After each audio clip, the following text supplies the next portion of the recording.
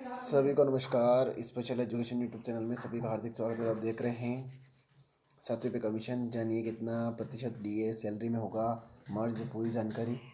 तो इस प्रकार से आगे हैं। केंद्र सरकार ने 7वें वेतन आयोग के तहत महंगाई भत्ते डीए में 4% की बढ़ोतरी करने का निर्णय लिया है, जिसके बाद महंगाई भत्ता 50% से बढ़कर 53% हो गया है। यह फैसला सरकारी कर्मचारियों और पेंशनभोगियों के लिए महत्वपूर्ण राहत लेकर आया है, खासकर जब महंगाई और जीवन यापन की लागत में लगातार बढ़ोतरी हो रही है।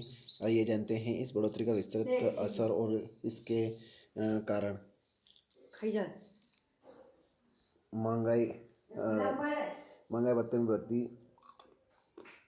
का कारण। महंगाई भत्ते को कर्मचारियों और पेंशनभोगियों की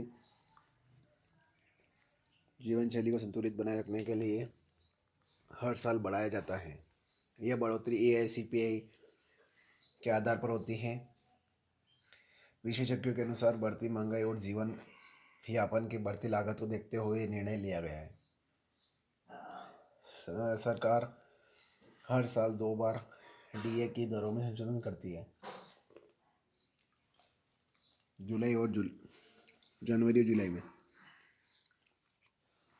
इस बार जुलाई 2024 से डीए में 4% की बढ़ोतरी की गई है, जो कर्मचारियों और पेंशनभोगियों को महंगाई के प्रभाव से राहत प्रदान करेगी। महंगाई भत्ते का प्रभाव। महंगाई भत्ते की बढ़ोतरी सीधे बेसिक सैलरी पर आधारित होती है। उदाहरण के तौर पर यदि किसी कर्मचारी की सैलरी 18,000 रुपये है, तो पहले उन्हें 50% डीए यानी 9,000 मिलता था।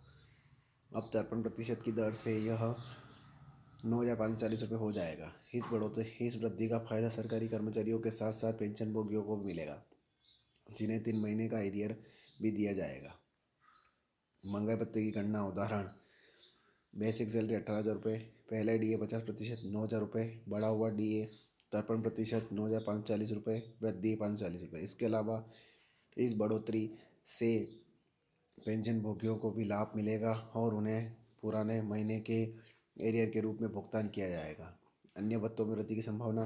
कुछ विशेषज्ञों का मानना है कि डीए में इस बढ़ोतरी के बाद अन्य भत्तों में भी वृद्धि हो सकती है, जैसे house rent allowance, education allowance, special allowance. हालांकि इन भत्तों में बढ़ोतरी के लिए सरकार की आधिकारिक घोषणा का इंतजार किया जा रहा है। सरकार पर वित्तीय प्रभाव। महंगाई भत्ते में वृद्धि से सरकार के खजाने पर अतिरिक्त एक बोझ पड़ेगा।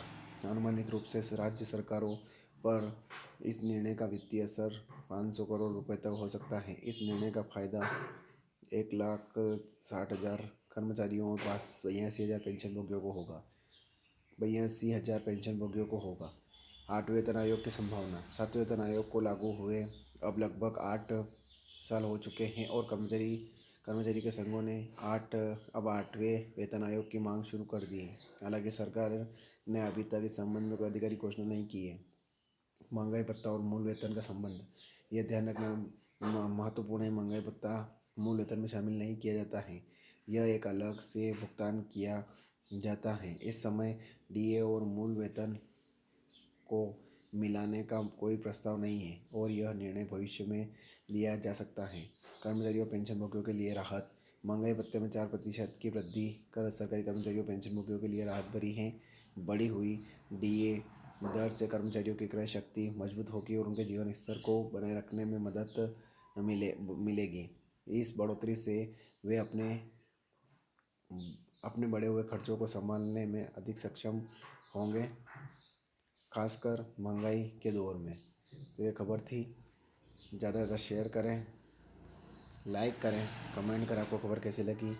और आप मेरे चैनल पर नए हैं, चैनल सब्सक्राइब जरूर करें। जय हिंद, जय भारत।